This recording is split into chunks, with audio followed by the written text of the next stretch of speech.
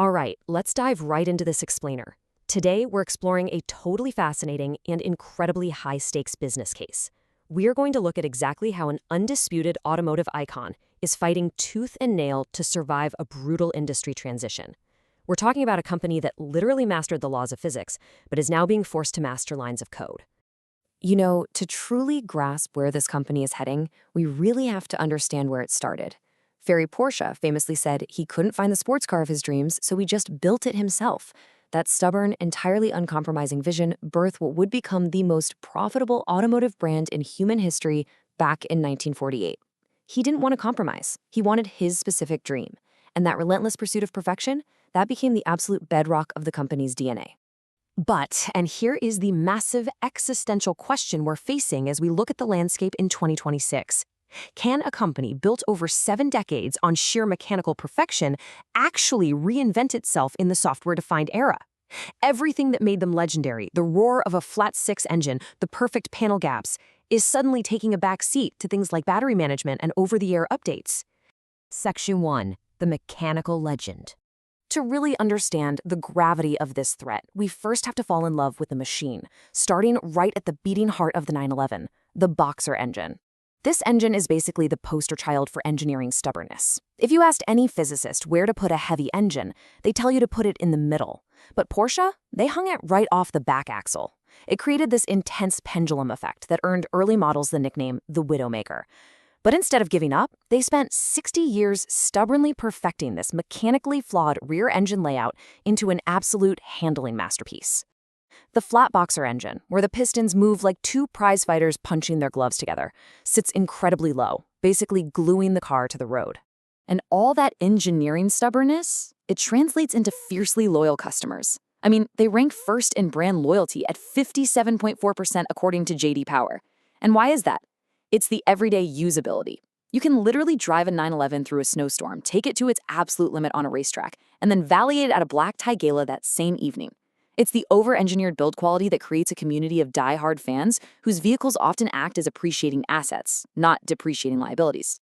Section 2. Track-to-road innovation. Let's head over to the racetrack for a second to see how this obsession with testing builds those consumer cars. Because they don't just race for the trophies, they race for the research. And 19, that number is just staggering. With 19 outright wins at the incredibly grueling 24 Hours of Le Mans, they're the most successful manufacturer in motorsport history. They essentially operate as a racing team that just happens to sell road cars to fund their track habit. What's really fascinating here is how almost every major racing innovation trickles straight down to your driveway. Back in the 70s, they mastered turbochargers to beat big block American engines and threw them right into the 911. In the 80s, they developed the PDK dual-clutch transmission, which shifts faster than you can blink to win races. Now it's in almost every car they sell. And more recently, the crazy 800-volt system that dominated Le Mans in their 919 hybrid made its way directly into their consumer electric vehicle, the Taycan. This is where you really see that racing DNA transplanted directly into a modern all-electric architecture. By using that high-voltage setup, they allow for lightning-fast charging and ridiculous, repeatable acceleration. It perfectly maintains that visceral, signature feeling the brand is known for, even without the gas engine. Section 3, the 2025 Valuation Trap. As we look at the latest financial disclosures, a pretty harsh, cold reality sets in. The legacy of mechanical dominance is totally crashing into modern financial realities. Just look at the insane divergence between Porsche and Ferrari right now. Ferrari is pulling in a massive 29.5% margin by embracing this impenetrable scarcity moat, basically acting like an elite luxury brand like Hermes. Meanwhile, Porsche is caught in what analysts call an industrial-scale trap, with margins plummeting to a highly perilous 1.1%. I mean, Ferrari is making 5 times the operating profit on just 1/5 of the revenue. And a huge chunk of that shrinking margin comes down to this number, $1.92 billion. In 2025, Porsche was forced to take this devastating R&D write-down. It was triggered by profound delays and some major strategic pivots regarding their premium electric platform. It's a brutal financial hit, and it really exposes just how incredibly difficult and expensive transitioning to next-generation electric architecture is for legacy automakers. Now, stack that massive R&D write-down on top of plunging regional sales, And the picture gets even tougher. Deliveries in China, which is their largest single market, plunged by over 26%. Yet they're sitting on almost $6.8 billion in global wholesale inventory. This massive gap between shrinking retail deliveries and bloated inventory is a huge red flag for channel stuffing. It is exactly why financial analysts are sounding the alarm about an impending Nokia moment, that terrifying point where a hardware giant suddenly realizes they are dangerously behind the curve. Section 4. The software-defined feature. So this brings us face to face with the massive existential threat transforming the entire global automotive landscape. The battleground has totally shifted. The rules of the game have completely changed. In the past, companies were protected by massive entry barriers. It took $1 billion just to develop a world-class engine. But today, the future is all about tech-centric bundles, over-the-air updates, and software. Those meticulous panel gaps and roaring engines are rapidly being overshadowed by digital architecture.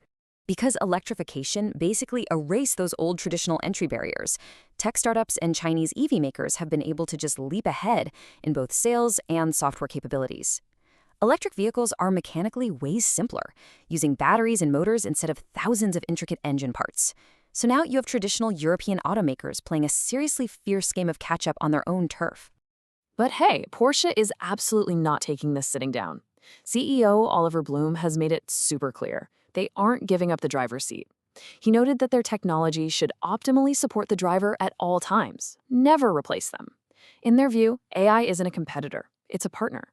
It's an invisible co-driver meant to enhance the thrill of driving, not automate it away. And honestly, for driving purists, that is exactly what they want to hear. Section 5. A cultural transformation.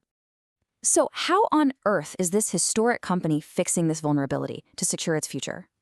It takes a total cultural overhaul. They are entirely abandoning that old hardware-first mentality, where software was just an afterthought. To do this, they're tearing down the old corporate silos and moving to a liquid organization, meaning way less hierarchy and far more agility to respond to tech changes instantly. And crucially, they're swallowing their pride and partnering with external tech firms to increase speed, rather than trying to arrogantly build every single piece of code in-house. What does this actually mean for the driver experience? Well, their goal is to treat software as a fluid material. They want to engage all 5 of your senses. So even as voice control and AI grow, the visual, acoustic, and tactile feedback, like the weight of the steering wheel or the synthetic but visceral sound of the electric motor, must remain authentically Porsche. They are using software to amplify the raw emotional experience rather than dilute it. One of their executives actually compared building a modern sports car to being in the food and beverage industry, which is a fantastic analogy. Having good ingredients is key, sure, but it takes an extraordinary chef to blend them into an experience nobody else can replicate. Ultimately, it doesn't matter who codes the underlying software. What matters is how masterfully it is integrated into the physical machine to preserve the driving soul. And you know, this really brings us full circle. This is the exact same brand that was stubborn enough to take a fundamentally flawed rear engine layout, fight the laws of physics for 60 years, and turn it into the greatest sports car in the world. They absolutely thrive on the kinds of challenges that others just walk away from. But as we look at the brutal financial realities and hyper-competitive landscape of 2026, we are left with a massive provocative question.